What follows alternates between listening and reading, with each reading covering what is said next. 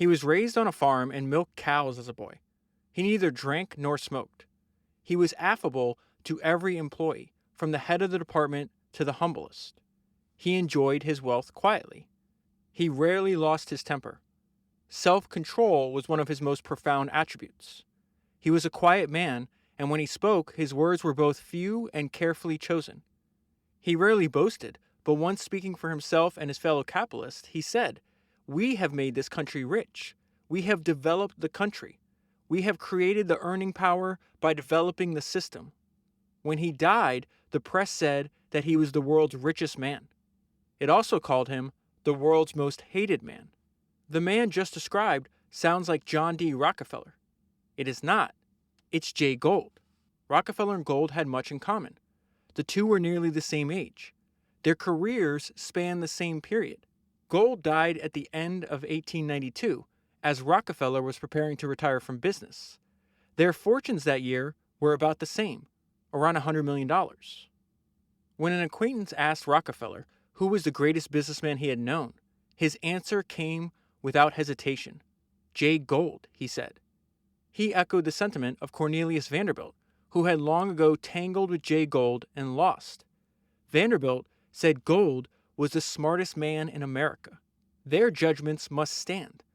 Gould was perhaps the single most unsettling force ever to appear on the American industrial scene. He thought in continental terms when few contemporaries saw beyond state boundaries. He shook to its heels an industry already settled in its ways and set out to realize his dream of a transcontinental railroad. Given the obstacles he faced, Gould's achievements were phenomenal.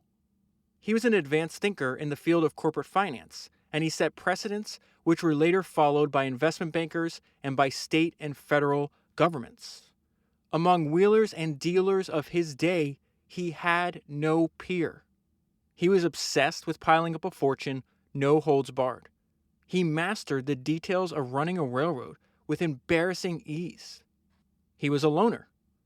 Labels do not imply judgments, but if such were to be made, Gould must rank as the less honorable and less trustworthy, but the more brilliant of the two. For he was indeed the smartest man in America, at least in the business world of his day. That was not an excerpt from the book that I'm going to talk to you about today. That was actually an excerpt from a book I covered a few podcasts back on episode 254, and it's John D. Rockefeller, the Founding Fathers of the Rockefellers, written by David Freeman Hawke. And I wanted to start there because I think it demonstrates how important understanding and studying Jay Gould is if you're reading a biography of Rockefeller and an entire chapter is dedicated to another person. And that made me want to read a biography of Jay Gould. And the book that I'm going to talk to you about today is The Dark Genius of Wall Street, The Misunderstood Life of Jay Gould, King of the Robber Barons. And it was written by Edward J. Renehan Jr. And I actually found out about this book because the author is the one that sent it to me. So I want to jump into what would have been the introduction to the podcast for this book. And it's at the funeral of Jay Gould. And actually, before I start there, let me go to the very back cover of the book because I thought this paragraph was very interesting. It talks about the thesis of the author. It's like, well, there's a ton of biographies written about Jay Gould. Everyone basically says the same thing, that he's evil, he's unscrupulous, he was the most hated man in his day. And Edward's like, well, it's a more complicated. If you actually dig into the research, it's actually more complicated than that. So it says, though reviled for more than a century as Wall Street's greatest villain, Jay Gould was in fact its most original creative genius. Gould was the most astute financial and business strategist of his time. And he was also the most widely hated. That goes back to the book I was quoting from at the beginning, where it's like in his day, he had no peer. Back to the back cover, he was the undisputed master of the nation's railroads and telegraph systems at a time when these were the fastest growing new technologies of the age. His failed scheme to corner the gold market in 1869 caused the Black Friday panic, and it's also a reason why, for the rest of his life, he lives about like another 25 years after he actually caused this financial panic, and that's what gave him this terrible reputation that still exists to this day. He created new ways of manipulating markets, assembling capital, and swallowing his competitors. Many of these methods are now standard practice. That's just the first of many crazy sentences we're going to find in this book. Others were unique to their circumstances and unrepeatable. Some were among the first things prohibited by the SEC when it came into being in the 1930s. That would be about 40 years after Gould died. And so let's go to his funeral, where one of his friends is there, this guy named Jesse. And it says, Jesse said he found it ironic that Jay Gould was always cast as the demon in any telling of the nation's recent financial history. If Jay was a sinner, asked Jesse, exactly who were the saints? He ran down a list of the contenders, starting with Cornelius Vanderbilt. The foul-mouthed and brutal old Commodore never claimed to have any agenda other than his own enrichment. Was he to be revered? And what of Rockefeller, the avid, competition-crushing monopolist? Jesse did not see Jay as any more or less criminal than most operators of his era. I cannot say that Jay was, in his moral nature, much better, much worse, or much different than any other shrewd and sharp player of his generation. I've known them all, and I can tell you that he deserves no more notoriety than those against which and with which he played. If he was exceptional, it was as a strategist. He had a certain genius. Time and time again, Wall Street never saw him coming. And then he goes right into the heart of the conflict of his reputation, that he was both a great CEO and a ruthless financial manipulator. The case for Gould as a successful long-term CEO is there to be made. The highly imaginative, ruthless, and easy-to-vilify manipulator of security markets was also a detail-oriented owner of companies. He was a workaholic who painstakingly consolidated dying railroads, transformed them into highly profitable megalines, and then did the same thing in maximizing the profitability of the Western Union, skillfully steering all of his businesses through choppy economic seas in the 1880s.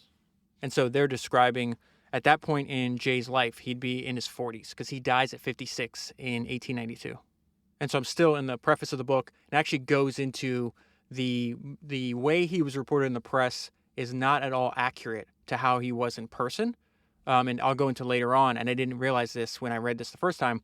Much later in the book, Jay did that on purpose. His antagonists in business, after having been burned by him, provided a lot of information to a hungry press, and they in turn dubbed him the Devil of Wall Street.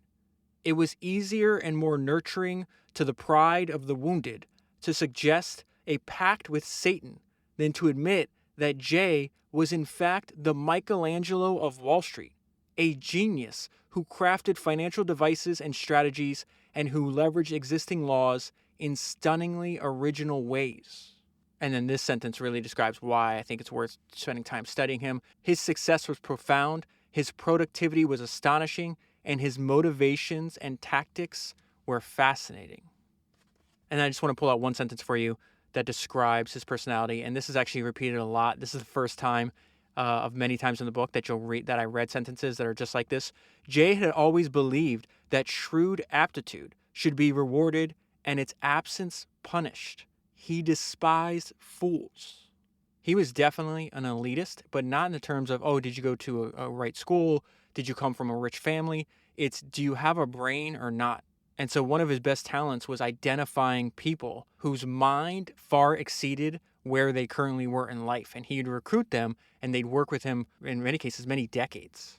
So his dividing line in life, you could think about it this way. It's like, if you're smart, you're with me. If you're not, I don't want anything to do with you. Another personality trait that Jay shares with a lot of the people that you and I study in this podcast, he was always punctual. I just read this fantastic line in this post on this guy's personal website, and it reminded me that time is non-refundable.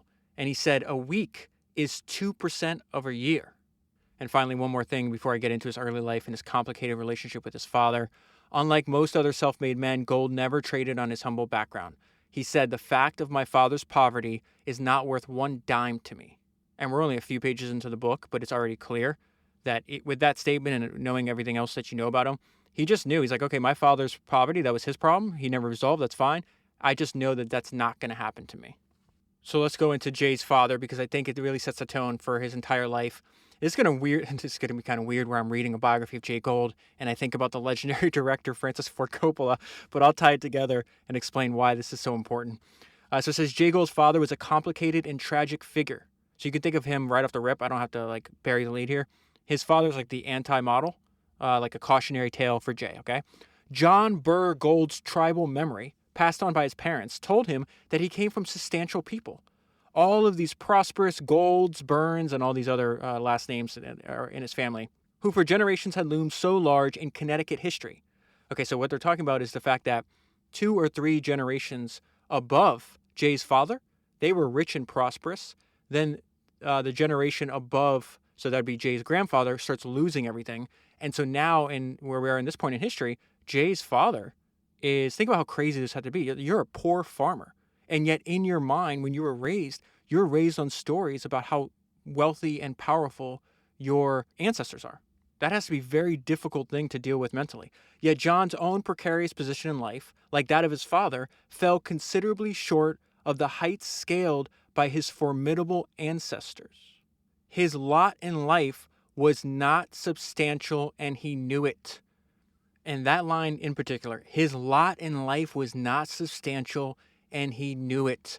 That reminded me back on Founders number 242. Francis Ford Coppola talks a lot about it. In fact, in his biography, a main theme is the fact that Francis's intense drive to not be a failure came from the negativity that he was raised in his house. There's 2 lines in that book that really stick out. And it says, you can always understand the son by the story of his father. The story of the father is embedded in the son. And then Coppola's own description of his father is devastating. He said, I had spent a lifetime with a frustrated and often unemployed man who hated anybody who was successful. And that line, that the story of the father is embedded in the son, resonates with the book that I'm holding in my hand. My friend Sam Hinkie just sent me a line that describes this phenomenon that appears over and over again on this podcast. And it says, all ambitious men want either to please their fathers or to punch them in the goddamn face. And in Jay Gould's case, it's going to be clear. 1, he knows that he's rare. He is aware that he is rare. He is aware that he's most likely smarter than almost anybody else around him. And so I don't think he ever thought that his life was going to end up like the same way as his father's is. But you also see this in his actions, because the minute he can, he runs away from the farm. And he's young. He's like, I think 17 at the time. We'll get there in a few minutes. First is a description of his life and why he'd want to run away from this. They're living on a poor farm. His mother's name is Mary. Mary made all the family's clothes. The lion's share of their food came right off their homestead. Their furniture was handmade. Tragically, she's going to die. He has to deal. His sisters die. His mother dies. He's 4 when his mom dies. And so he doesn't really have a memory of her. Remember this for later when we get to his obsession with flowers, which a lot of people are going to find surprising considering how ruthless they said Jay was. But his passions in life, it says it later in the book, towards the end of the book, but his passions were money-making, reading, walking, flowers, and the enjoyment of nature. And so he would love to take walks in nature constantly. So his mother dies, he's 4. His father needs a mother because he's got a lot of kids. I don't even know how many. They got like 7 or 5 or something like that. So John marries again that summer, and then that wife also dies later on that winter. So now he's 5 years old. His stepmom, maybe he remembers her, maybe he doesn't. Then his dad marries again. 2 years later, that woman also dies. And so his older sister later in life is describing this part, and she says Jay had seen a great deal of trouble before he had reached the age of 10. And so you could think of his early life as constant exposure to a life that he does not want, and he'll do whatever he can to avoid it. He was a serious child. There's so much similarities between Rockefeller and Jay Gould. It's not even funny. Jay was a serious child, seemingly delicate until challenged, and possessed a somber maturity that belied his youth. They said the exact same thing about Rockefeller. He was remarkably focused. Same thing about Rockefeller. I knew him once to work at times for 3 weeks on a difficult problem. Sarah, this is his sister, recalled. He would never accept assistance in working out hard problems. That is the first mention of something that is repeated maybe 5 or 10 times throughout the book. He would never accept assistance in working out hard problems. He would just doggedly pursue them. Part of Jay's tenacity derived from the early realization that he hated farming. It fell to him to perform many of the toughest chores about their homestead. It added up to a simple-minded drudgery that Jay described as torture. And even at this point in his life, when he's about 13 years old, he's obsessed with learning. He tries to get his hands on any kind of information he possibly can. And just like he would later in life, he approaches learning with a single-minded determination. He was extremely serious. This is his teacher, one of the teachers that knew him when he was 14, Mr. Oliver recalled the 14-year-old Jay as a deliberate student. He was not a boy given to play. He was never rude and boisterous, didn't shout, and didn't jump around.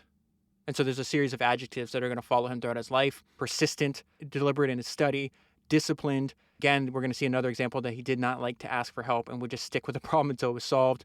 Like his sister Sarah, Oliver noted Jay's stark independence and penchant for refusing help. If he was sent to the blackboard to work out a sum, he would stay there the entire time rather than ask for a solution. The depth and the zeal that Jay put into his studies cannot be overstated. Wait till I get to this conversation that happens about, I want to say 20 years into the future, between him and Thomas Edison, and you'll know exactly what I mean. But at this point, Jay's still a teenager. We see that he picks up his first trade. This is important because his first trade is going to lead to his first business, and having this trade allows him to escape. So in his spare time, he continued to pursue mathematics, specifically the sciences, engineering, and surveying. He borrowed surveying tools and began to tutor himself in their use. Jay told his sister that surveying represented his ticket out of town. A month before his 16th birthday, so I was wrong. I thought he escaped when he was 17. He escaped when he's 15, about to turn 16. He made the move from the farm into the town. He took off with just a mere $5 in his pocket. This is something you and I have seen over and over again.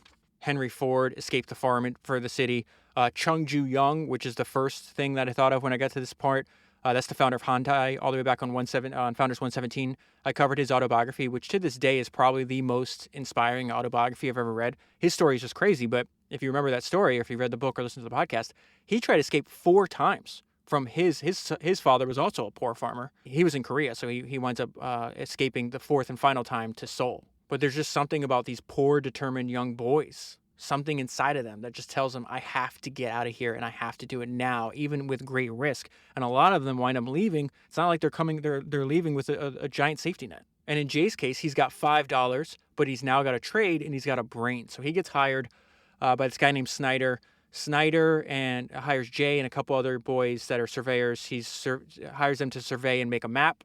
The importance of maps and understanding terrain are central to understanding why Jay was so successful at what he did, and I'll go into a lot more detail later. But in this case, Snyder is going to wind up hiring him for a job he cannot pay them for. And so watch Jay's response to that. Snyder finally admitted to Jay and Peter, which is another young surveyor, that he was yet again bankrupt and could not pay the money that he owed them. And so Jay and Peter are like, okay, that's fine. In lieu of their salaries, Jay and Peter took Snyder's rights to the map and then brought in another youthful surveyor by the name of Oliver as a third partner.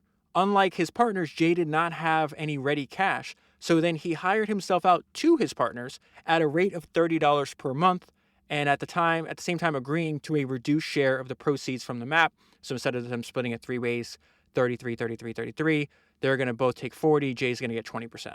And then his partners are describing Jay at this point in his life, which he's like this his entire life till he dies. Jay Gould was all business in those days as he is now. So that's his partner describing him 4 decades after the fact. Why, even at mealtimes, he was always talking maps. He was a worker. And my father, remember, the book starts out saying Jay was a workaholic, right? We're seeing the same thing. They were describing him, the 50, 40-year-old Jay, the Jay that was running railroads. But he had those traits even when the opportunity was so much smaller than a transcontinental railroad. At one time, Jay owns I want to say 1/9, anywhere from I've read different things, but anywhere from 1/9 to 1/15 of all the miles of railways in the United States, which is remarkable considering where he is right now in the story. While even at mealtimes, he was always talking maps. He was a worker, and my father used to say, look at this Gould. Isn't he a driver? 3 months later, when they finished the map, the partners settled up, and Jay walked away with $500 as his share of the proceeds. This is 1852. And so his friends at the time, and many of these friends he kept for his entire life, which the author also brings up to the point. It was like, oh, he hated people. He was a loner. He's like, well, you're not paying attention. Like, he had these poor farmer boys, in many cases never moved away from where they grew up. Jay would go back and visit them, and they would maintain relationships for his entire life. So I think what the author's doing, which was really beneficial, is just saying, hey, people are complicated. If you want to paint somebody with a broad brush, you're just accepting inaccuracies. that may simplify the way you think about them, but it's a very incomplete picture of a human being. But they're talking about, even at this time, they're like, oh, this dude he's not normal. This is strange. So it says, Jay stated to his friend, remember, he's at this point 16, I think. Jay stated to his friend that it was his belief that happiness consisted not in indulgence, but in self-denial. He would routinely shun drink just as he did tobacco, games, or the habit of swearing.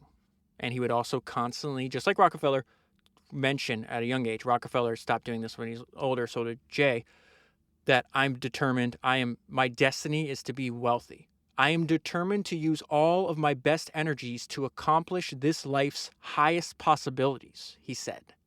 What a line coming from a teenager. I am determined to use all of my best energies to accomplish this life's highest possibilities. When he was a teenager, in addition to teaching himself surveying, he also learned how to do bookkeeping. So he's going back and forth, just looking for all kinds of opportunities. His father owns like this small, he traded his farm for like this tin store. So it says Jay did his father's books. These books revealed his father's dismal finances. This added to Jay's worries. Despite all of this, Jay remained optimistic for himself in the long run, and he said so much to his friend Crosby one night. Jay announced suddenly, Crosby, I'm going to be rich. I've seen enough to realize what can be accomplished, and I tell you, I am going to be rich. And his answer to Crosby's follow-up question is actually really smart. When Crosby asked, by what method would Gould become rich? Jay answered, I have no immediate plan. I only see the goal. Plans must be formed along the way. I only see the goal. And so his first step is like, well, I just made $500 creating a map. There's clearly demand in this area for my surveying skills. Why don't I just instead of getting hired by Snyder and Snyder going bankrupt and not paying me, why don't I just open my own business? And the way he moves for being, he's 17 at this time, the way he moves for being 17 is unbelievable. Jay's immediate plan was to undertake his own survey and map of Albany County. He had just turned 17, and he sent out letters to prominent men of the county soliciting their subscriptions. He then hired 2 assistants whom he instructed in the rudiments of surveying. He personally went door to door in every township selling advance orders for the finished map. He also advertised in the local newspaper to sell even more. And then look what he does here, which is really, really smart. He solicited another contemporary, this guy named Simon, who was the publisher and editor of the local newspaper, to help promote the map. A few months earlier, when Simon was seeking to broaden his subscriber base, Jay had sent him $5 as a way to contribute to the cause. And then a few months later, he asked Simon, he's like, the supervisors ought to encourage the use of maps in the schools in this county. By buying maps, remember, that's exactly what he's making and what he's going to sell, for each of the school districts. And he asked Simon, he says, I want you to give me an editorial to this effect. You must model the editorial over to suit yourself, but it must be as strong as it can be made and come directly from you. And so think about what's happening there. Effectively, it is an ad for the product that Jay is making disguised as an editorial. Why is that important? Because one of the things that stuck out for me from James Dyson's autobiography, I think I covered that back on Founders 200, was he said something that was fascinating in how he was able to grow. He had at the time, Dyson, he had one product. He was selling vacuums. It was only in one country, in England. And yet he was able to grow faster than any other vacuum manufacturer in history. And he talked about that because he relied not on advertising, but on editorials. And he said that one decent editorial counts for 1,000 advertisements. And so that's why he directed his time and resources, and the resources he had then was not a lot, to getting editorials as opposed to just doing ads himself. So while Jay is running this map business and doing everything else, he's like, okay, he's not the kind of person ever does one thing at a time. The book was, there were so many times in this book, and I mentioned this on the Rockefeller podcast when they talk about all the partnership, the secret partnership between Rockefeller and Gould, and how I had read that chapter twice and still didn't understand it. There's a lot of that in the book because he's just so complex. He's got so many things going at once, and they all kind of feed into each other. But even as a young man, he's like, oh, I'm not just going to focus on my surveying business. I'm going to build, there's all these contracts, these lucrative contracts, because they're building roads for the first time in this part of the country. And so Jay gets a contract to build a small road that's linking these two towns. But there's also other people suing to stop the development. And so I want to read a few paragraphs here because it really gives you insight into how Jay operated. So he goes to meet this attorney, this guy named Hamilton Harris. And Harris is telling us his first meeting with Jay. He winds up serving as one of Jay's attorneys for the next 40 years. So the question at hand involved opponents to a particular section of the road who were seeking to gain an injunction stopping construction. Harris had barely started laying out his vision for an elaborate legal defense when the small boy piped up with a question. Was there anything, Jay asked, to stop the company from going ahead with construction before his enemies, the enemies of the road, were granted their injunction? So they're saying they're going to get this injunction, they just don't have it yet. So when Harris says, no, there's not, that's where Jay senses his opportunity, and this is what he does. As he would so many times later in life, Jay now used the letter of the law, not the spirit, right? Jay now used the letter of the law to his complete and utter advantage. The same day, he hired every laborer he could find. The following morning, he purchased and hauled vast supplies of lumber using the good credit of the Shakersville Road Corporation, that's who he's working in collaboration with, as his collateral. Then he put 3 teams to work on 8-hour shifts, day and night. So he moved not only just fast, but immediately. And then he said, hey, we're going to work every single hour, every single minute of the day.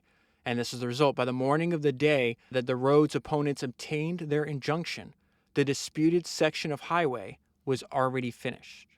I have to remind you again, he's like 17 or 18 years old when this is happening. That's just remarkable. Not only is he creating maps and selling them, he's building roads. He's taking every opportunity. He winds up saving like a couple $1,000s at a very young age. But in between all this, he's also taking any job he can get. So he starts working in a general store. And I guess at this time, general stores literally sold everything because people go there to order books. And so this is our first introduction to 2 things that are going to happen in his entire life, is that Jay's extremely well-read and in a hurry. I think his personal library later in life consists of something like 5,000 books. So this teacher is going to stop in at the store that Jay is working in and to order textbooks. And so this is his recollection of meeting Jay Gould for the first time. I was pleasantly greeted by this young gentleman who kindly offered to assist me in selecting the textbooks I needed. He began suggesting the books he considered best for particular studies. Jay's remarks and criticisms impressed McLaurie, that's the teacher. I soon learned that his knowledge of books was not limited to mathematics and the physical sciences.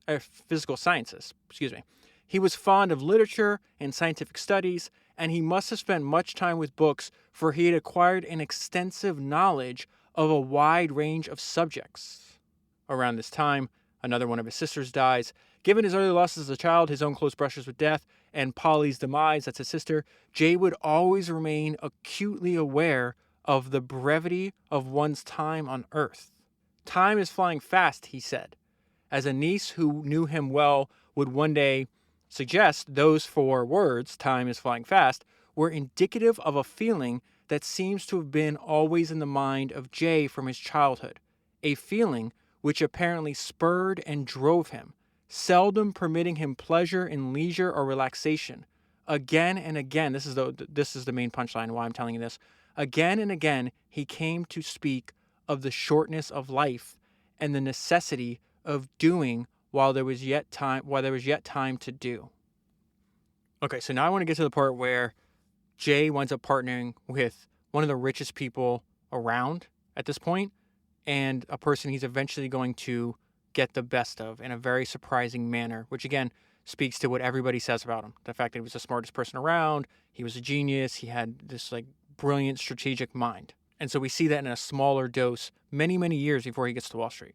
And what's fascinating about what's about to happen is this all opened up from an idea that he had when he was much younger, where he told his sister, he's like, surveying, me learning how to survey is my ticket off this farm. And so as he's practicing that trade, building that business, he goes and tries to sell the maps that he's making. And so because that worked in one county, he's like, oh, if I can make a map for one county, I can just keep doing this over and over again. This is going to lead him to meeting this guy named Zadock Pratt, which I'm going to get to. I'll give you an overview of this guy and why this is so just mind-blowing. This whole book is just mind-blowing. The entire life of Jay Gould is mind-blowing. Jay first encountered Pratt, who was 46 years older than him, during the summer of 1852 when Jay was working on the map of Ulster County. So Jay's like, hey, I'm working on this map. I can do that for this other county that you have either businesses or your house in. Will you fund it? And it says Pratt declined to fund that project, but pronounced himself impressed by Jay and promised he would keep him in mind for future tasks. So that happened in 1853. In 1856, Pratt goes looking for Jay. And he tells Jay that he wants Jay to make a survey of his farm. So Jay does that, but he also does something, again, that's really smart. He's like, listen, I'm going to attempt to make myself useful in any way possible to Pratt. And so they're going to wind up becoming partners. I need to give you background into Pratt because he's also a crazy person as well. He's unbelievably wealthy. He was a tanner. In fact, he owned the largest tannery in the world. So they use the word tannery over and over again in the book. It's just the manufacturing of leather. And what Pratt did was he had, I think like 30 different partners. He'd have all these different partners with all these different people, and they would just build tanneries everywhere. So by the time Jay meets Pratt, he has the largest tannery business in the world. He had been served in the in like the House of Representatives. He was a banker. In fact, well, let me read this line because this is a fantastic line. Like many people of great accomplishment, Pratt was somewhat eccentric and possessed a powerful ego. What does that mean? Well, when he starts his bank, he decides to print his own notes that were kept on par with the local currency, right? Guess who he put on his banknotes? Himself! He put pictures of his own face. He owned a bunch of land too, and so they had this massive, think of Mount Rushmore, but instead of putting, presidents or whatever, he put his face, he hired what are they, I guess, carvers? Artists maybe? To carve his face in this rock. They call it a massive rock outcropping that was 500 feet above the valley that they're in. So I'm just trying to give you background to the personality that Jay is about to partner with and deal with. Like the guy's obviously very wealthy, one of the wealthiest people around, owns a ton of land, owns all these different businesses, has all these different partners, has a giant ego, printed his own face on dollar bills for all intents and purposes, and then carved his face into a rock. And so because Jay did good work for him, then when Jay pitches him, he's like, hey, why don't we do this 50-50 partnership? And why don't we start another tannery? I'll run it. You have obviously the capital and the knowledge, but I'll do all the work. And so it says Pratt, he convinced Pratt on the spot, and they formed a 50-50 partnership. Pratt's main contributions to the enterprise were his expertise and his money, while Gould was able to invest his youthful energy. Pratt made it clear that the day-to-day responsibility for the operation was to be Jay's alone. Pratt would be available for consultation and advice, and he would answer all questions as to how to set up and manage the plant and market the finished leather. And this is remarkable to contemplate. Jay was not yet 21. And so this goes on for 2.5 years. There's two important parts. I'm going to tell you how, like you might be like, well, how did Jay wrestle this business away from Pratt? Like that seems unbelievable. But before I get there, Pratt introduces Jay to a different side of the industry. And that is this market called the Swamp. It is in New York City. And Pratt tells Jay that the Swamp is to tanners what Wall Street is to financiers. And so Jay is studying the entire industry, and he's like, oh, wait a minute. Who would I rather be? This is just a fantastic question to ask in general. It's like, what side of the transaction do I want to be on? And so he's breaking down all the different parties that make money on the production of leather. And he realizes, oh, I can't stay on this side of the transaction. And this is what he said. Remember, think about how young he is. I think he's like 20. We fast forward in the story a little bit, so I think he's like 22, 23 here. I've come to realize that it's the merchants, Gould wrote, who commanded the true power in this industry. So he's going to describe what he means by merchants. The tanner, which is where he is in this sequence right now, okay? The tanner appears to take the greatest share of capital, but merely processes that capital because his expenses are extensive, his risk is real, and his labor is heavy. The shippers deal with the next largest sums of money, but again, they have extensive expenses and a lot of work to do. The brokers, now this is so important to understand because this is the role he's going to play for the majority of his career until he starts running the United Pacific Railroad for real, which we'll get to. But this is really, think about, like, I think it might, no, this is, I'm not even going to hedge. This is going to be his greatest skill. So let's go back to this. The brokers, meanwhile, take what seem the smallest share, but the small share of the revenue, but it is in fact the largest. So he's talking about the financiers, right? Theirs is nearly pure profit made on the backs of the shipper and the tanner, and they never have to get their hands dirty. And so that is important because Pratt introduces him to the Swamp. He is going to wind up going to the Swamp independently when he realizes that Pratt is trying to move against him. And so this part of the story is where Pratt tries to get rid of Jay, but instead Jay gets rid of Pratt. Again, think about this. How crazy is this? Is this not very eerily similar to what happened in Rockefeller's life? Where his first partners, oil partners, like, hey, we're going to get rid of Rockefeller, didn't know that he had all these secret machinations that were taking place, right? Rockefeller said, oh, while they were talking big and loud, my mind was moving. We're going to see Jay does the exact same thing, except Jay is doing it to much more formidable people, because Rockefeller's partners were a few years older than him, but they had similar levels of experience. Jay is going to outwit somebody that should have known better. So says Zadock Pratt in his later years hardly ever spoke of his partnership with Jay Gould.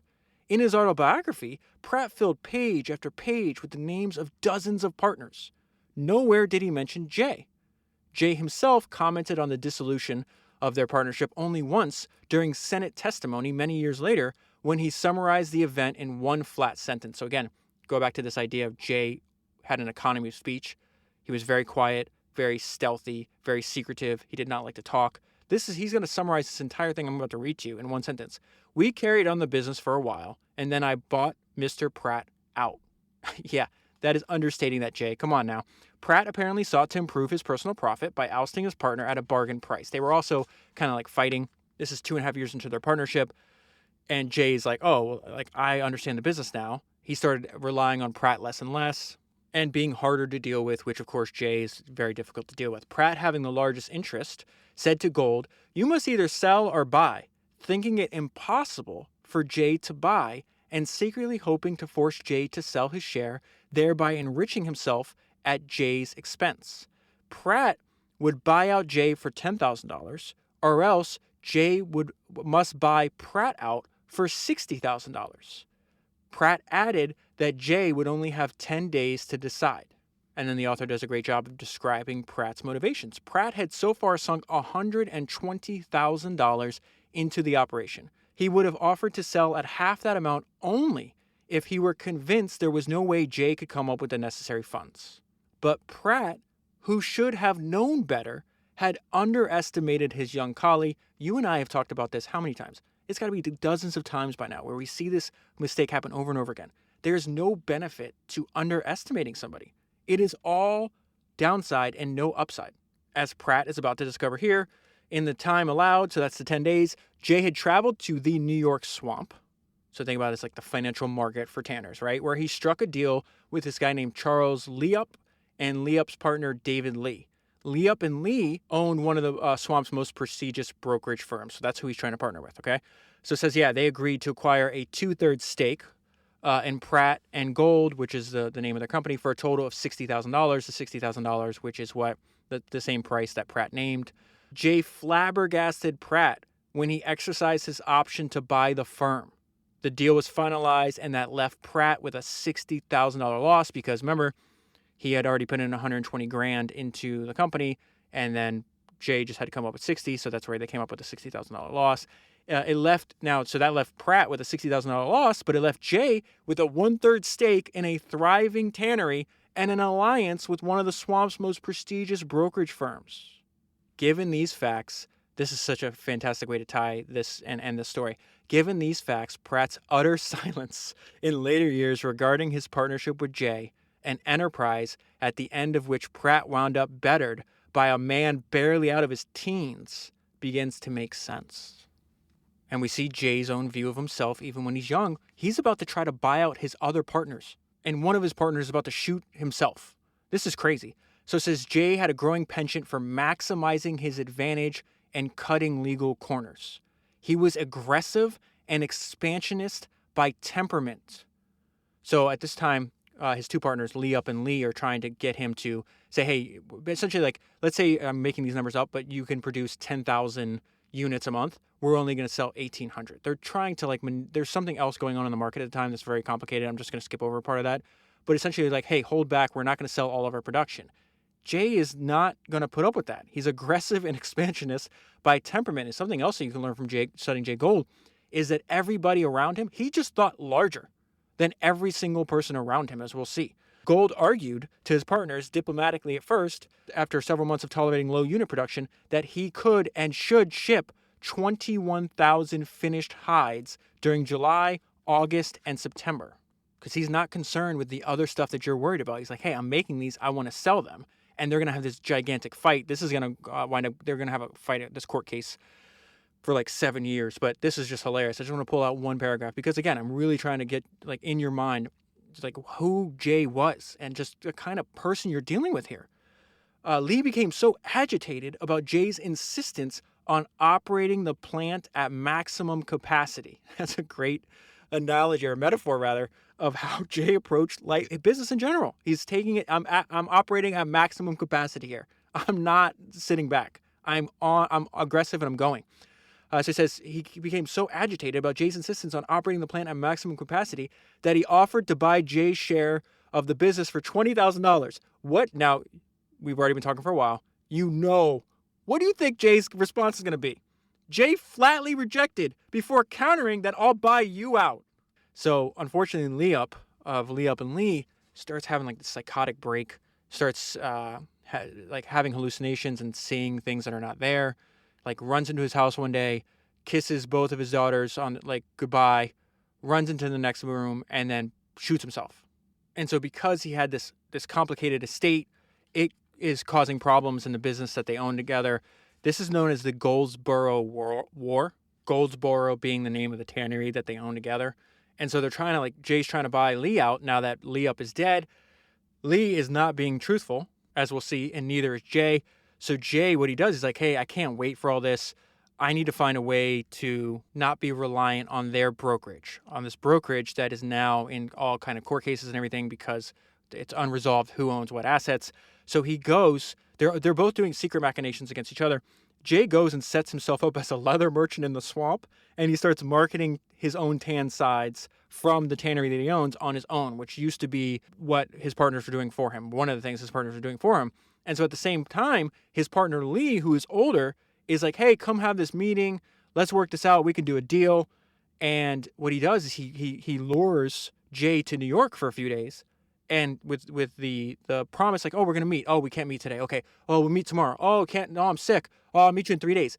But in the meantime, since he knows Jay's in New York, he goes and tries to take over the tannery by force. And so when I say like he tries to take over or seize it by force, there is so many examples in the book. And if you study like American business history in the 1800s, that's not like hyperbolic. Like literally, he's going to hide. There's about to be a shootout at a tannery. That's how things were resolved in many cases. We've gone over this over and over again, whether it's the Vanderbilts, the Rockefellers, Fords. They break strikes with violence. Henry Clay Frick did this. Andrew Carnegie did this. And what complicates things is not only do they hire like trained like detectives and soldiers and mercenaries, but then they'll have like a shootout and then they'll go to the courts. But each side owns all the judges and all the politicians are in their pocket. Wait till you see what Jay talks about. He's testifying, and he goes into detail later on about they're like, well, how many politicians did you buy? And he says, like, asking me how many politicians I bought is like asking how much freight my railroads ran on any given day a few years ago. It would just be impossible to tell you because it's just a standard part of my business. So I'll just give you an overview of how this ends here. Lee's there. He goes into the tannery, barricades himself inside, and they call it an army. He's got 25 heavily armed men inside the tannery. They're prepared for a fight. So Jay finds out, he goes, and then his first action, it says, was to consult with his attorney. His attorney promptly urged that Gould could take back his property by force. So he was met at the gates. So he brings his own army. So Jay, how young is he? He's got to be what? He's still like maybe 25 years old when this is happening. It's unbelievable. So Gould brings his own army, meets Lee and his army at the gates of the tannery, and Lee says Lee threatened his life if he did not leave the premises. Gould then invited Lee to surrender in order to avoid bloodshed. This is insane. And so it says, upon Lee's refusal, Jay moved into action. So Lee's got 25 people, Jay's got 50. Jay says, I divided my 50 men into two companies, one of which I dispatched to the upper end of the building. So he's flanking them essentially, while I headed to the other side and opened a large front door. When Jay burst open the door and ran in, he was immediately saluted with a shower of bullets, which forced him to retire temporarily before charging a second and a third time. This is insane. At last, he gained complete entry. The firing now became general on all sides, and the bullets were whistling in every direction. It's amazing how bad an aim they were. Lee gets shot in the finger, and I think 3 other guys get shot, but no one dies. And so after the shootout, goes to the courts. Jay and Lee wound up in court. Suits and countersuits went on for 7 years, while the tannery languished and lost all value. And the reason it lost all value is because of all the lawsuits, he was incapable of transacting business while the lawsuits progressed. Gould was forced to start over both financially and professionally. And so what he did after this, he's like, okay, what's my next move? What business am I going to jump in? He spent time in Manhattan pondering his future, looking for a toehold and a new career. And this is where he's like, okay, I'm going to Wall Street. He's got a great line on that. His dad's back in the picture. His dad is like drunk all the time, poor, has to live with one of his sisters. And so it says, Jay looks at father sadly, Sarah said. That's his sister. What he sees in that broken man, I cannot tell. That gives me like shivers. The idea that you would ever mismanage your life so poorly that your children describe you as a broken man. And listen to this writing. What Jay saw was a specter of futile pride and broken dreams from which he would spend the rest of his life in flight. I am trying, Jay said, to start myself in the smoky world of stocks and bonds. This is one of the best sentences in the entire book. There are magician's skills to be learned on Wall Street, and I mean to learn them. So let's go to when Jay arrives on Wall Street. He's around 24 or 25 at the time. Jay spent his first few months on Wall Street doing small deals, winning and losing, and learning from his mistakes. He spent long days researching leads with a monk-like dedication. We saw that when he was younger. We see that now when he's in his mid-20s.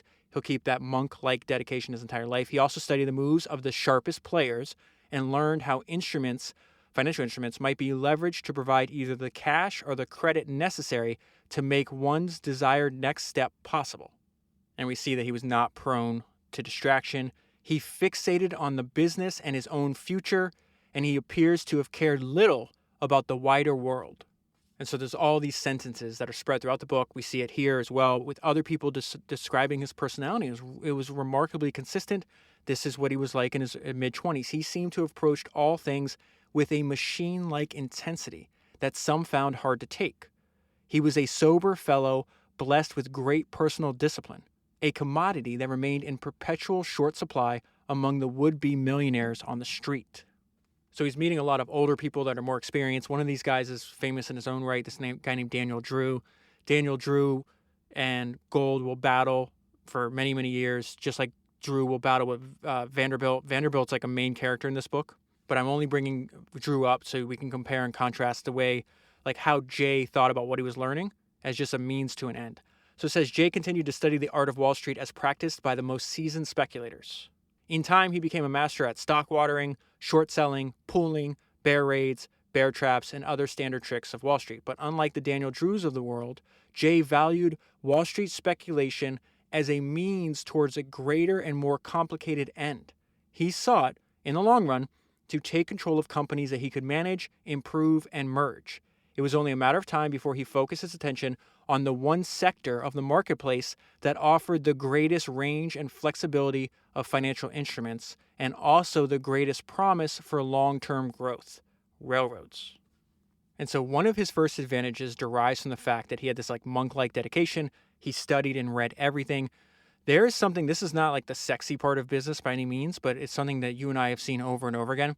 The most explicit statement of the importance of studying regulations came all the way back from the guy that founded Trader Joe's. I read his autobiography. It's called Becoming Trader Joe. I did a podcast on it. It's number 188.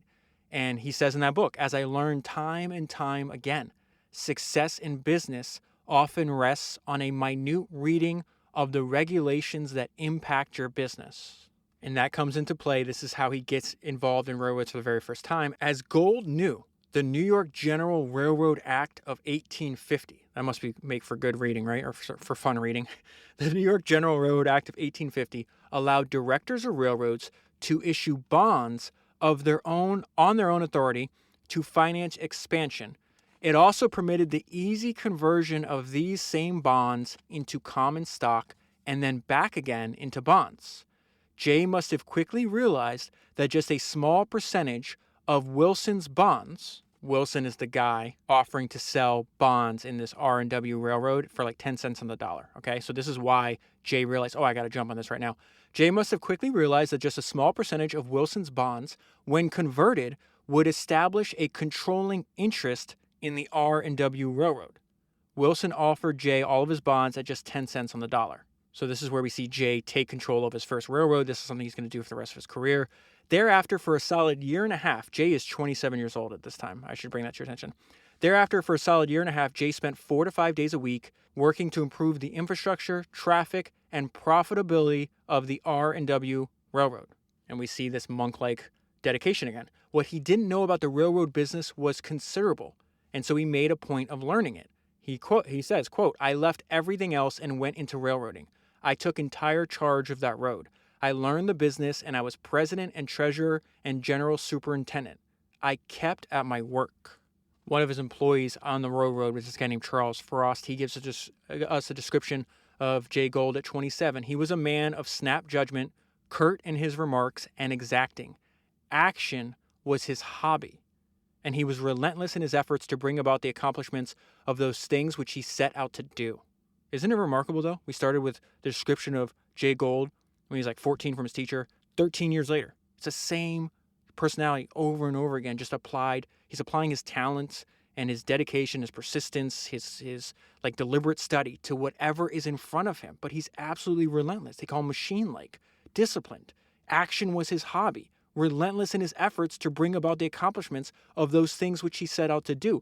You and I are not building railroads, but we can apply these same traits to whatever it is that we do. And so even while he's doing all this, we see the other important, he had essentially like the two most important things in his life was his work and his family. He was not an absentee father, an absentee husband. In fact, he was extreme introvert. After his day, if he's not working, he's spending time with his family. He's making sure, now he's far away, so during the week he has to, like, he's on like the ground trying to build his fortune still very early. Like he's got a little bit of money, but he's not nearly as wealthy as obviously he's going to be. But he's coming home every weekend. He's spending time. His wife is now starting to have, I think they wind up having like 5 or 6 kids. He's around. His family, like he wanted to be with his family when he was not working, is what I'm trying to tell you. Early in his career, Jay demonstrated his lifelong disinclination to separate himself from family. He always returned to his family every weekend. And so because he makes these rapid improvements to this R&W, he's able to partner with another guy that owns other railroads. So there's a lot of highlights I have on this one page. I'm going to read to you my summary of what I wrote to myself after I read this part. And because I think it like sets up what's about to take place. So it says, other people can have the same ideas as you and still won't get the same results as you if you are more creative and your execution is better. A lot of other people saw the opportunity in railroads and vertically integrated monopolies. And so in 1865, Jay sold control of the R&W to this guy named William T. Hart, who was a steamboat entrepreneur who, like other old steamboat entrepreneurs, Daniel Drew and Cornelius Vanderbilt, saw the future and was now interested in railroads. So that's an important part. Why are all these, like, what is it taking place? Like, what do you know as a steamship operator, right? You're in the business of transporting goods and people from one spot to another. Now they're building out railroads, which just seems to be a way larger opportunity than steamboats, so Hart saw this, Daniel Drew saw this, and Vanderbilt saw this as well. And so just like Vanderbilt before him, Hart is like, I have a steamboat business. Let me combine it with a railroad business. So he had taken control over these. These names are so hard. Like, I'm just going to, it's irrelevant what it's named. Do you want me to say Renehan and Saratoga? It's a bigger railway than the one at this point that Jay has control of. So he's going to merge. He's going to sell his interests. They're going to merge. Jay realized more than $100,000 on this one transaction. That seems like a lot of money. There's single transactions that Jay does later in his life that he makes $40 million on. It's bananas. Jay realized more than $100,000 on this one transaction, his first truly enormous payday. But he was not done. A week later, he and Hart incorporated this other railroad. So they're all combining. They all have the same playbook, right? That's what I meant. It was like, yeah, you could see the same opportunity, but like if you're more creative and your execution is better, like you'll yield better results. So they just take a bunch of small railroads and they consolidate them and make them into larger railroads. And this is why Jay tells us exactly, because we see a note that he wrote his partner, just a guy named Hart. I believe that consolidation will prove both essential and inevitable for a score or more roads in the coming decade. He's predicting the future, and he's right about that. Far better than mere cooperation is tight coordination, close vertical integration, economy of scale, and unchallenged market domination whenever possible. So that's Jay's playbook that he's writing when he's in his 20s. That's what Hart's trying to do. That's what Drew, Vanderbilt, Rockefeller, Morgan, all these guys are doing the same thing at this point in time. And so he's like, let's not stop here. What is his advantage? Ever since boyhood, he had a fascination with maps. How crazy does this, all these experiences he could not have predicted when he's telling his sister as a teenager, what was he, 15, 16? Hey, surveying, making maps, studying the terrain, understanding the strategic ports, how to link quarries, forests, and other resources together in a transportation network. All of that, there's no way he could have predicted what he's going to use that skill set 10 or 12 years later, which is exactly where we're in at this point. So he's like, listen, I had a fascination with maps. Now the one-time surveyor scrutinized his maps with a freshly engaged eye. He studied the small railroads dotting the landscape as one would study the pieces of a complex jigsaw puzzle, pondering which among the myriad possible combinations might yield maximum economy and profit.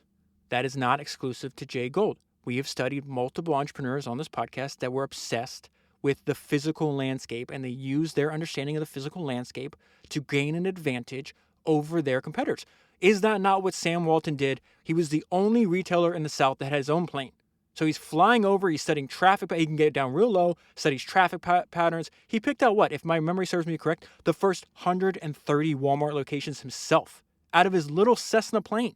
It's the same thing that Rockefeller was doing when he set up his first refinery in Ohio. Way before he had, at one time he was refining, I think 90%. He owned like 90% of all the refinery market in the United States. Way before that, he realized, hey, I should set this up so I can actually transport the refined oil by both railroads and by boat. And now we see Jay Gould doing taking the same idea and applying it to, hey, which railroads give me a strategic advantage if I can overtake and consolidate them? That's really cool. It's really cool to me, at least. And what's even cooler is the fact that he's like, oh, I found my life's work. This is what I'm going to do forever. Oh, this is so good. This is Jay's words. This is what makes it exciting for me. We are at a moment, he wrote, where there is a particular inevitable future waiting to be made. I see things very, very clearly. I feel inspired with an artist's conception.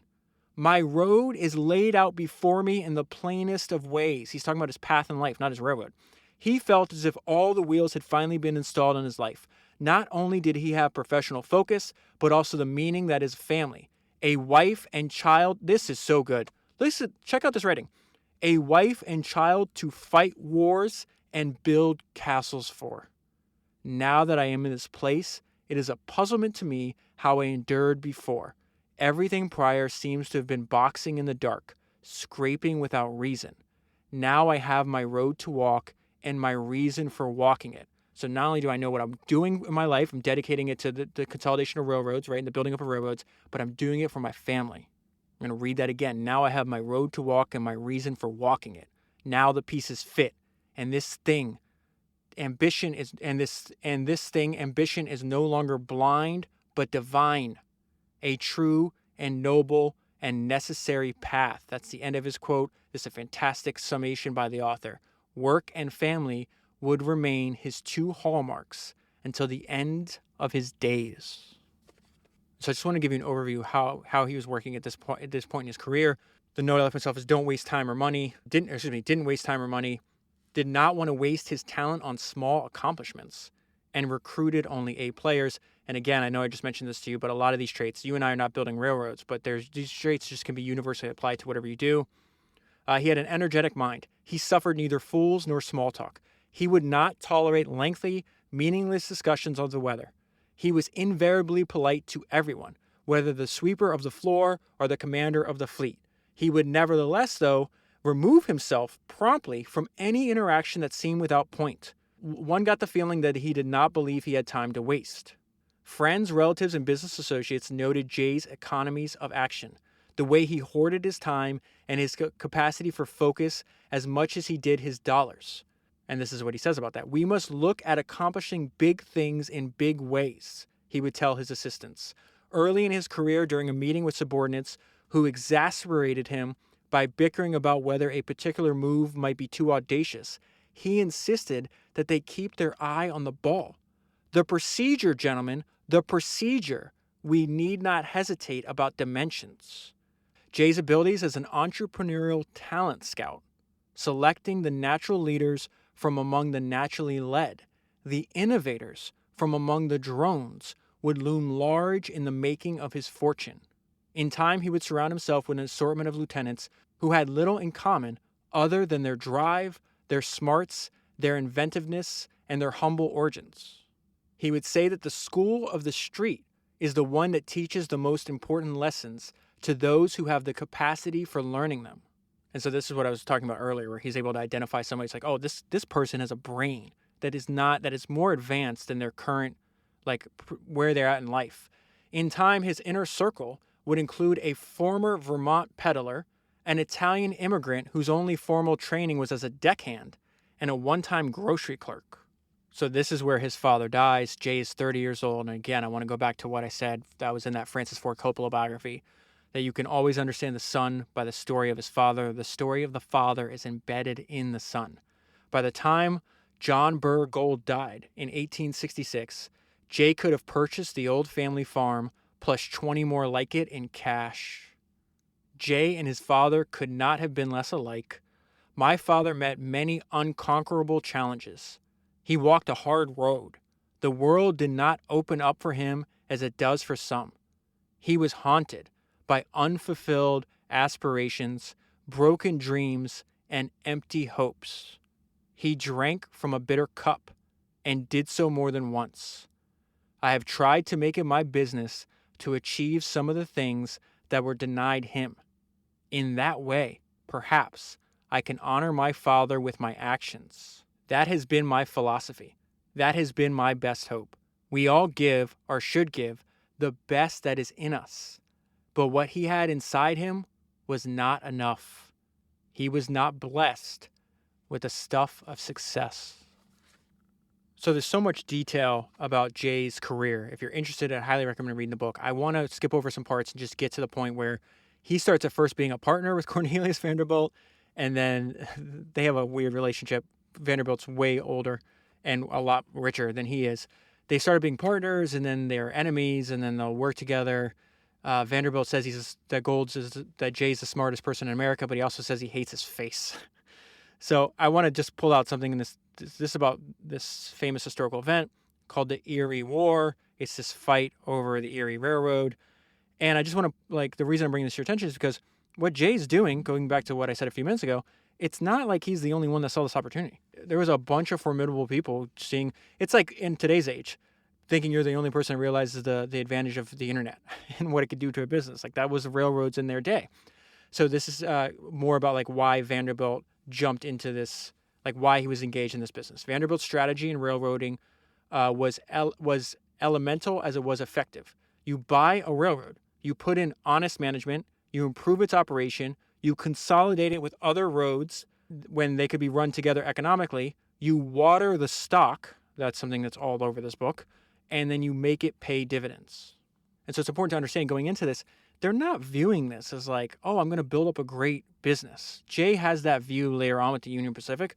These are they're businesses in name only. They're financial instruments to be completely milked. And at this point, Jay is still considered a nobody, but that's not going to be the case for long. And so he winds up getting on this board of this railroad that's controlled by Vanderbilt. But I want to go to what the press says. The New York Herald speculated about the possibility of the future intrigues among the three lions. So those people, that's Vanderbilt, Daniel Drew, who I had mentioned earlier, and this guy named Eldridge, who's supposed to be Vanderbilt's guy. And so it says only these three in the newspaper's estimate bore watching. The balance of the board were nothing more than, quote, a batch of nobodies. One of those new board members was Jay Gould. Another was an equally obscure player by the name of James Frisk Jr. No one could have guessed that these two unknowns would soon be notorious as the all-time greatest tag team ever to wrestle Wall Street to its knees. So I want to introduce you to Jim Fisk. I need to read a biography of him and you'll see why. He's Jay's partner for a few years before he gets murdered. And so I want to spend a little bit of time talking about why Jay and Jim were actually good partners. This is an overview of how different Fisk was from Gould. Champagne breakfasts, exquisite silk suits, and gold canes became Fisk's permanent norm. So did a steady procession of actresses and chorus girls. This is actually what gets him killed.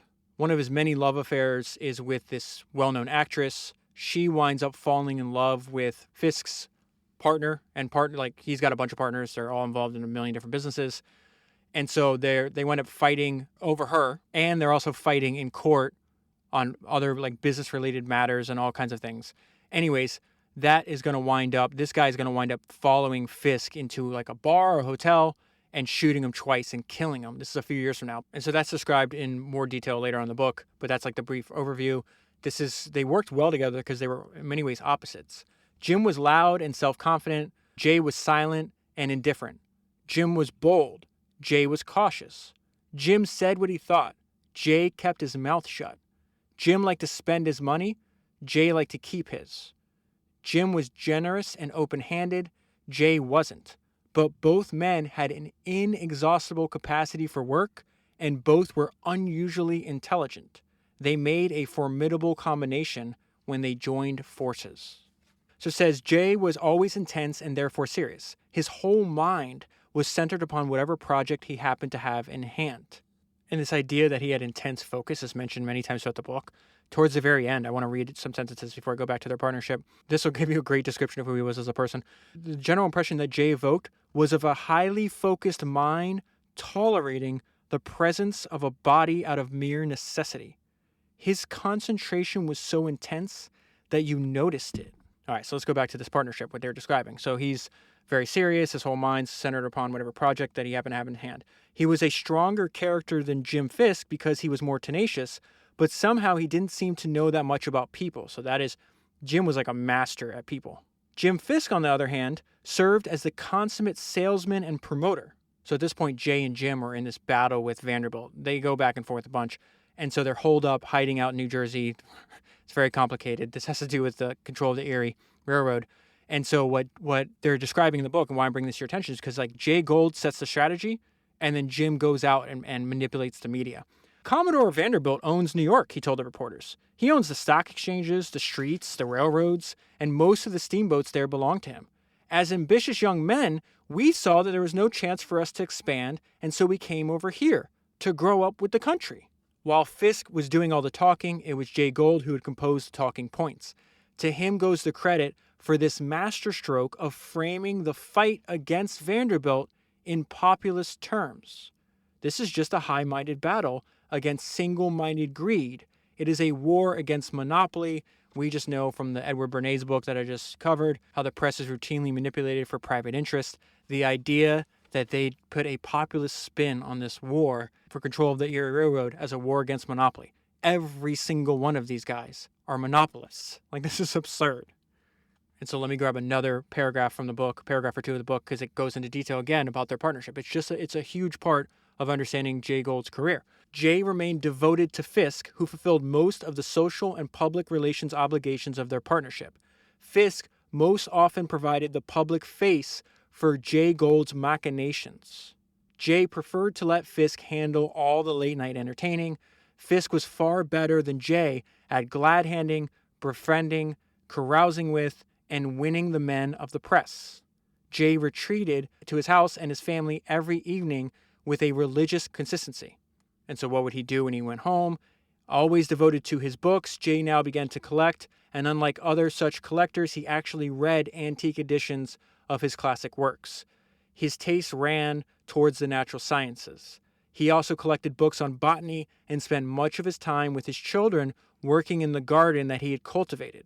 When his sister Sarah visited, she guessed, this is what I mentioned earlier that keep in your mind, when his sister Sarah visited, she guessed at the source of Jay's fascination with beautiful flowers, when she recalled, as Jay could not, the extensive gardens their mother had once maintained around the old farmhouse. So the book goes into the Erie War. It's extremely complicated and hard to follow. I've said I read these parts multiple times. Still can't really figure it out, and this is why. The Great Erie Railway stock litigation was the most extensive and complicated ever brought before the civil courts of any country. The weapons deployed by both sides in this quarrel added up to about $120 million in capital. The players contesting for control of the Erie were the sharpest to ever walk on Wall Street. And so after this was resolved, that's when Vanderbilt has that famous quote. Vanderbilt was annoyed but also impressed by Jay. Vanderbilt told a reporter that he considered the younger fellow the smartest man in America. That is not the last time that Jay is going to tangle with Vanderbilt. There's actually a funny story later in the book I'll tell you about. I got to get to when Jay, the most famous thing that Jay's known for is cornering the gold market, or attempting to corner the gold market unsuccessfully, actually, and causing a Great Depression, like a financial, it's the original Black Friday. I know that term is used multiple times, but this is the first time it's used. Okay, so I think a good place to start is to realize, hey, at this time, a lot of people were trading gold. Almost all this is on margin. That's what Jay's doing. And then he realizes that's not good enough. I want to be able to actually predict the market, and I want to have an unfair advantage. So it says the Gold Exchange Bank was a clearinghouse that by 1869 averaged $70 million in business every day.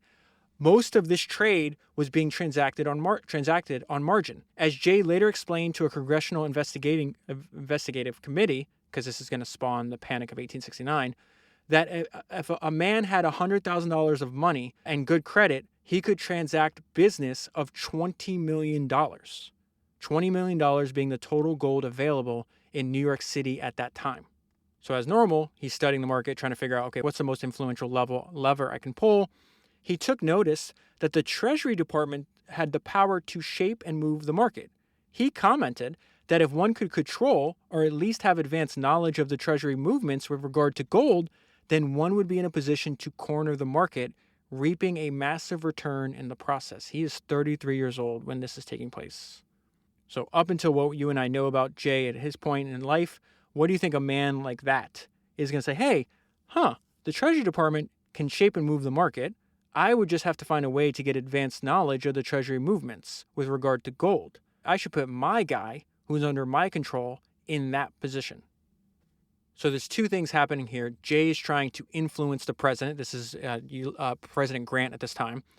And he needs to get his guy hired as an assistant federal treasurer. Okay, because remember, Jay's saying that knowing what the Treasury was doing is in advance is key to this whole thing. This is not going to work out well for him, by the way. Check this out. He sets up President Grant's brother-in-law. So this guy named Corbin. From that moment on, Corbin, or rather his wife, because it was in his wife's name, which would be Grant's sister, would profit $15,000 on every dollar rise in the greenback price of gold. So Jay wants the price to go up. Gould then sent Corbin, which is Grant's brother-in-law, to Washington to lobby his brother-in-law on the necessity of tightening the gold supply. Now, this lobbying is sometimes overtly direct. So where Gould, at one point, Grant's like, hey, keep gold away from me. He keeps bringing up this thing over and over again. But he doesn't realize, at this point, Grant does not know that his brother-in-law is in on this, okay? When he finds out, that is where everything goes bad for Jay. Before that happens, Jay lobbied successfully for the appointment of Brigadier General Daniel Butterfield. His new position called for Butterfield to execute all orders for U.S. Treasury transactions in the New York market. Butterfield, by definition, would be the second man after the secretary himself to know of any U.S. Treasury moves with regard to gold.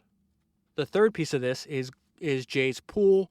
This is also going to lead to one of his downfalls. He does not have enough assets at this time to corner the market himself. So he's got to collect. I'm going to skip over all the names. There's a bunch of them. Let's say maybe 10 other, wealthy investors, and saying, hey, let's do this together. And his partner, Fisk, is like, dude, you're crazy. You can't be doing this. Although Fisk remained willing to help his partner in any way he could, at the outset, he kept his own money off the table. Eventually, he's going to jump in. And this is why. The thing began to look scary to me, he said. Indeed, given the many wild cards in play, it seems surprising that the normally careful Jay, always so intent on controlling every aspect of his deals, decided to go ahead with the plan to corner gold. Why is that point? Why are they bringing that up now? Because his pool, like this investors, they are not he doesn't have control over them. Gould's pool was barely that. The quote-unquote members remained independent, giving Gould no fiduciary authority over their investments. And this is the most important part to understand. Each player was free to buy or sell according to his own clock. So it is not a pool at all. And so you're going to see, as they're doing, they keep defecting. Sometimes they sell when Jay wants them to buy, and sometimes the reverse. Sometimes they don't act at all. So this is he's too aggressive on Grant, and his pool members are not actually loyal to him. The one thing that saves his ass is the fact that he had Butterfield in that position. And so let me fast forward to the end where this all falls apart, because we're going to see the mistakes that he makes. In a clumsy attempt to counter this lobby, meaning that his pool members are now moving against him, the increasingly nervous Gould embarked upon an action that proved lethal to his cause. He instructed Corbin to write his brother-in-law a letter arguing against federal intervention. Then he had the letter hand-delivered by an Erie employee to the president in rural Pennsylvania. And so Grant's not a dummy. He's like, why is a member of, my brother-in-law is trying to track me down. I'm on vacation. I'm in the middle of nowhere. The letter is hand-delivered by somebody that works for Jay Gould. What is happening here? All was not right, thinking it odd that his brother-in-law had sent a courier to find him in the wilderness and deliver a plea for support of gold prices, which is what Jay wanted at this point. Grant at long last realized that Corbin was an interested party and was long on gold and anxious to influence the president to protect his financial position.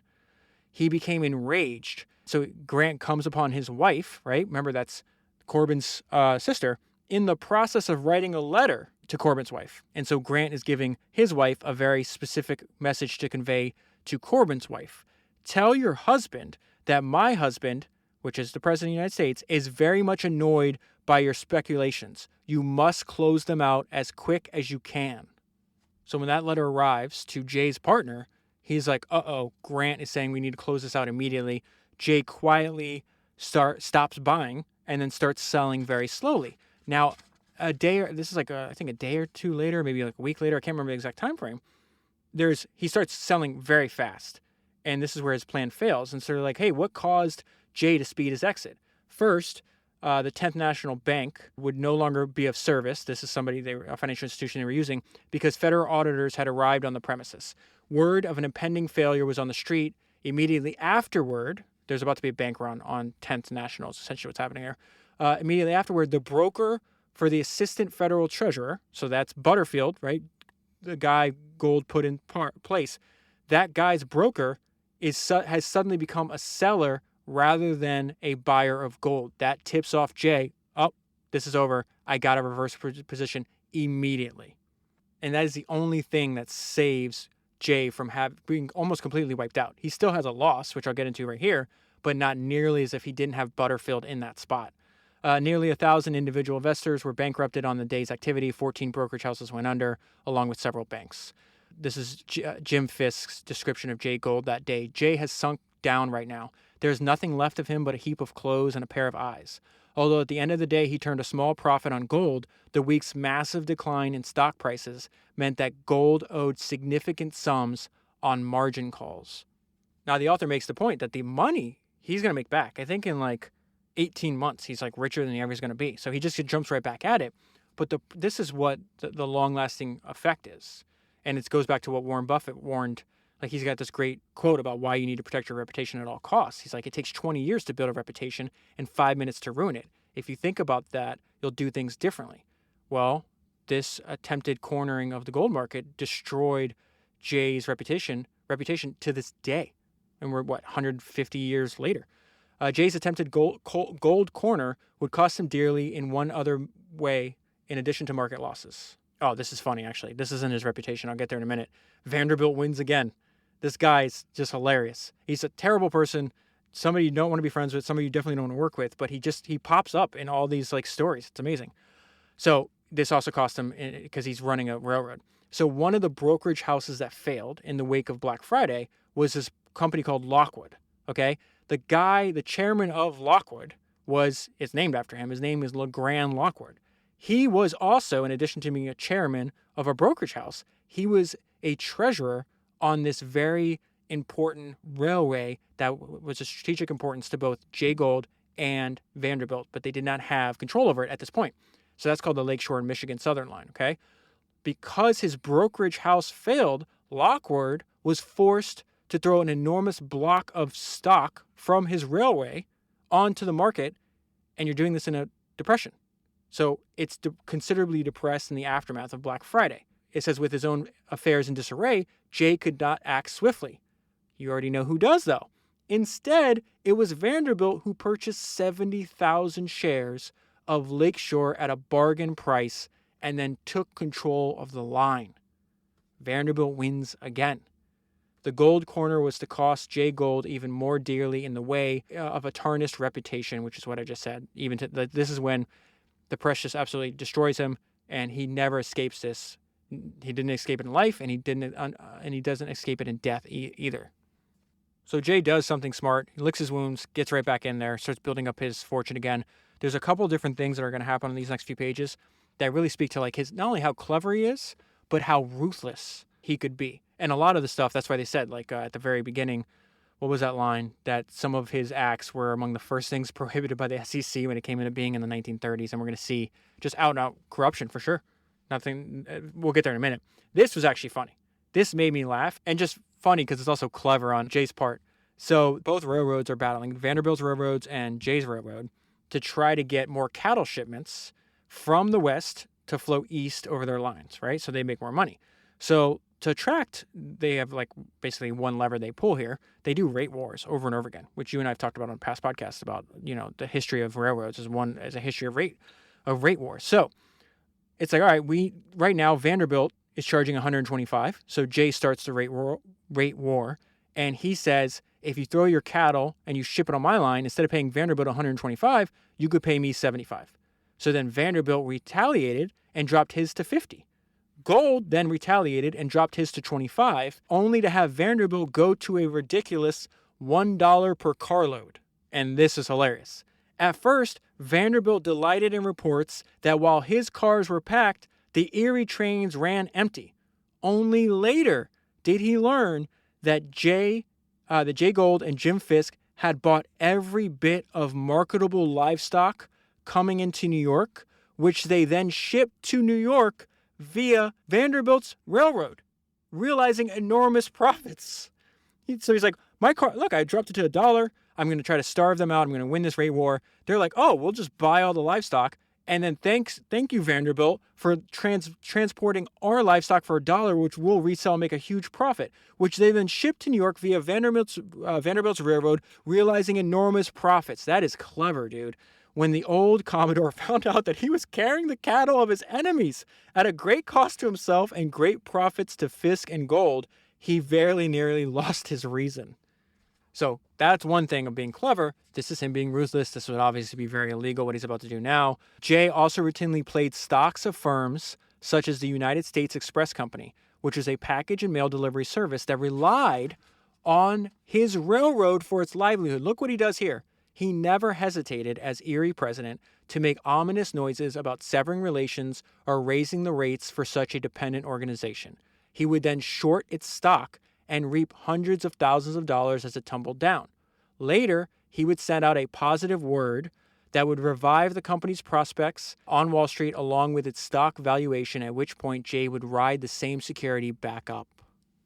And then more on his ruthlessness. This is just what I mentioned earlier, that he just considered bribing politicians as a normal part of his job, and he's about to say this to Senate investigators. It was the custom when men received nominations to come to me for contributions, Jay said, and I made them, and I considered that this good paying dividends for the company. In a Republican district, I was a strong Republican. In a Democrat district, I was a Democrat. In politics, I was always an Erie Railroad man every time. These transactions were plentiful enough so that Jay claimed not to be able to count them off individually. There has been so much of it, he said, and it had been so extensive that I have no details how to refresh my mind. When I went over a transaction and I completed it, that was the end of it, and then I went on to something else. You might as well go back and ask me how many cars of freight were moved on a particular day. I could not charge my mind with the details. I can only tell you what my general rule was, and that was my general rule of action. And then right before he gets to what he considers his greatest accomplishment, this is the Union Pacific. I had this thought. I just jotted it down. There's not even a highlight. It's just a post-it note on a page because it's just going on for page after page. And I go, at this point, you have to wonder, why not apply your genius to something good? Why don't you apply your genius to building a great product and a great company instead? And so that's indeed what he starts doing in like the next chapter or two. Before I get there, I just have to tell you this funny exchange where Vanderbilt admits that he hates Gould's face. The old Commodore instead said that he disliked Gould because of his face. No man could have such a countenance and still be honest, Vanderbilt said. God Almighty has stamped every man's character upon his face. I read Mr. Gould like an open book the first time I saw him. I consider J. Gould a damn villain. Gould suggested that perhaps Vanderbilt, at 79, was senile. J. Gould was 36. And so everything else that takes place for the rest of Gould's career and life is taking place where the entire country hates him. They said, he's the most hated person. The press is just relentless at disparaging him, trying to make fun of him, calling him a devil. And so I had read enough of these reports that his response when I got to this part of the book really surprised me. And the reason that this surprised me is because Jay thought that the press was doing him a favor. And his attitude does make me believe that he definitely had an inner scorecard as opposed to an outer scorecard. And as I read these two paragraphs, what also came to mind is what John D. Rockefeller realized when he was a young man working in the commission house. He said something that was fascinating. He said that things are not as they appear from the outside. That was his main lesson he took away from that job. So he says, the public heard from Jay only when he, and not the public, would profit by the utterance. Jay gave interviews for a purpose. His statements on these occasions were often masterpieces of misdirection. I feel like you and I have been talking about misdirection a lot these last few podcasts. Jay also used the press to nurture the popular image that he had emerged with after Black Friday. The dark, inscrutable, amoral, and ultimately pitiless master of financial markets.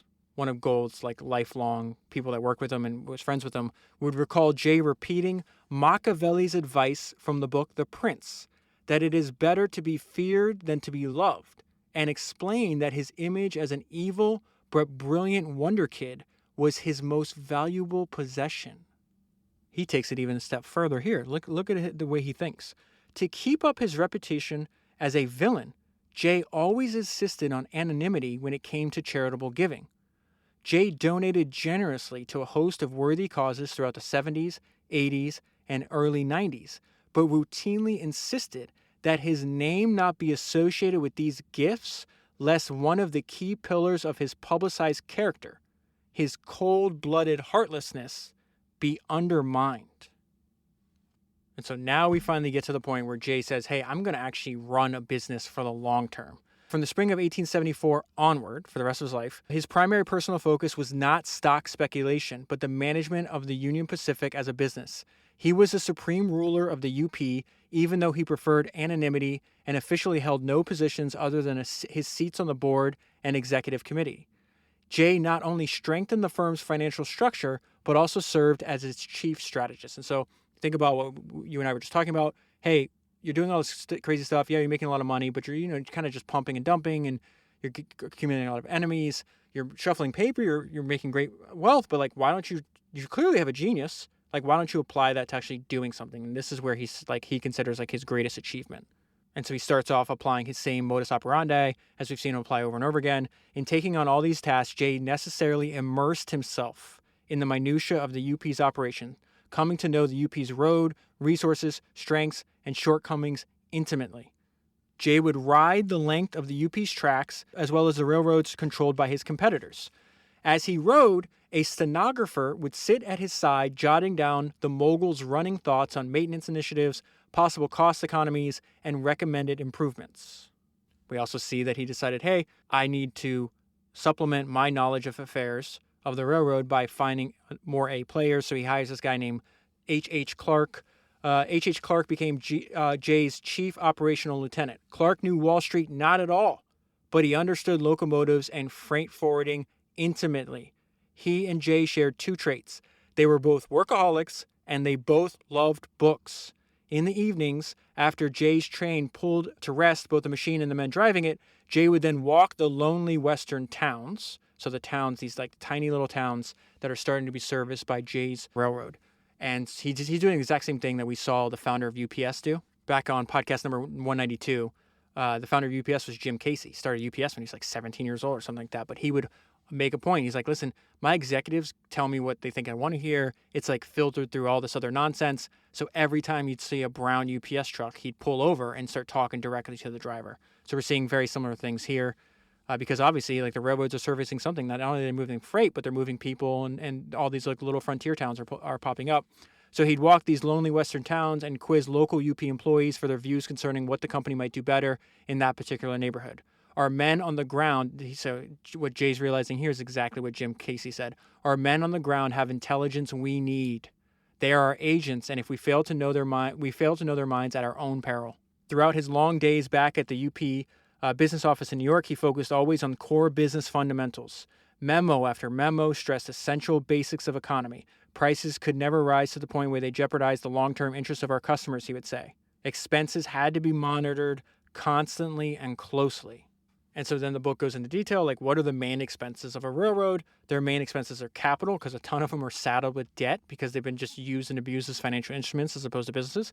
So you have capital costs, labor, and coal. So this is how he's going to wind up dropping coal expenses by 32%, and he dropped labor by 48%, also very, very ruthless. So the UP owned a bunch of coal mines. They had staffed it previously with a bunch of people, Norwegians and Swedish, and they're going to make a fatal mistake when dealing with Jay Gould. The Norwegians and Swedes talked of solidarity, a sentiment with which Gould, like other capitalists of his day, had no sympathy whatsoever.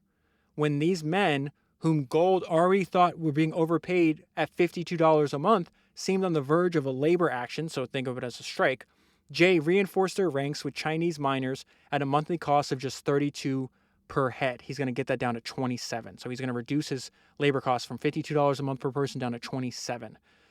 When the miners finally did go on strike, Jay just brought in more Chinese. At the same time, Jay issued orders to purchase new, modern machinery with which to maximize efficiency and also obviously get rid of as many employees as possible, like physical labor, and try to replace that with technology. And so why is that important? Because Andrew Carnegie is the first person that put this idea in my mind, but we see he's doing this around the same time as Jay is. And even as a young person starting out in the steel industry, he would always invest in technology and have the latest machines and the latest technology, even as the old timers in the industry is like, oh, you're wasting your money, Andrew, you're like, this is, you shouldn't be doing this, or whatever the case is. And the one of the main lessons I took away from reading Andrew Carnegie's biography is that you should always invest in technology. The savings compound. It gives you an advantage over your slower moving competitors and can be the difference between profit and loss. We see Jay's doing this in the coal mines. This increased the production in the UP-controlled mines more than doubled, while the cost per ton dropped a total of 65 cents to $1.35. So he's paying before $2 a ton. Now he's paying $1.35. By my calculations, that's a drop in coal expense by 32%, thus laying a vital cornerstone for UP expansion. So not only is he building up this railroad, but the other main technology of the day besides railroads is telegraphs. Telegraph lines are usually run next to railroad tracks. And so that's why you would see some people that invest in railroads would also invest in telegraph lines. He decides, hey, Western Union has a giant monopoly. It's the largest telegraph company in the United States. He winds up buying controlling interest in a much smaller one. He wanted to see if he could compete. Like, the way to think about what's happening is like, well, can better technology beat a better network? Turns out no, not in this case. So what he's doing at this point, this is where his life intersects with what I mentioned earlier, Thomas Edison. This is a young Thomas Edison. This is not like super famous Edison. And he has invented a way to send multiple, like essentially more messages on the same line. So Gould's going to buy this technology and he's going to try to put it onto the telegraph company that he controls. But here's the telegraph company that Gould controls is called A&P. At this point, they have 7,460 miles of wire, okay? So 7,400 miles of wire, not that bad. Western Union has 154,000 miles of wire. So this idea where it's like, oh, I'm going to try to compete against a better network with better technology actually doesn't work. It doesn't matter that he had better technology because the network effects of Western Union this time had to be overcome. He winds up merging the two companies later with merging his A&P with Western Union. But what I want to tell you about is that I realized, like, oh, this is what I meant earlier, is like he had this monk-like dedication to understanding things, and he just took it so much further than the average person would or any other person would. And so it's very highly likely that there was not another person that understood the complexities of railroad interchanges and finance as much as Jay Gould did. And that was his main advantage, right? And when you realize like this interaction that an older Jay Gould is having with a younger Thomas Edison, it's like, oh, they're barely on the same planet because their interests do not overlap at all. So it says, during subsequent interactions, Edison discovered that Jay Gould had no sense of humor. I tried several times to get off what seemed to me a funny story, but he failed to see any humor in them. I was very fond of stories and had a choice lot, with which I could usually throw a man into convulsions. Jay did not respond. Gould, in turn, tried to dazzle Edison with a detailed discussion on the complexities of railroad interchanges and finance, his passion, right? He brandished maps and lectured on for hours about his particular passion, all to no effect. The two men barely lived on the same planet. Let's go back to how ruthless he can be. He is building up the UP. At the same time he's building up the UP, part of that is consolidating smaller and rolling up like these smaller railroads, right? This is like standard playbook that a lot of the railroaders used.